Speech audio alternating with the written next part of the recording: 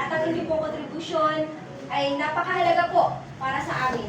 At naniniwala po ako na next year po para sa aming DILG incentive, mas umangat pa po ang aming grupo po.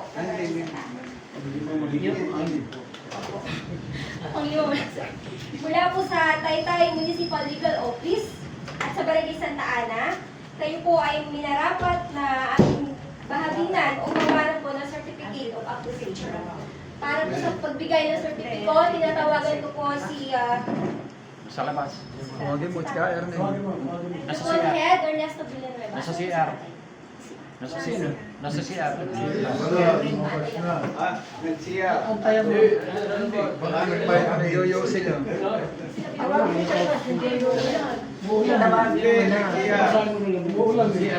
Nagbayad ka na siya. Sigarilyo. Ay, natin.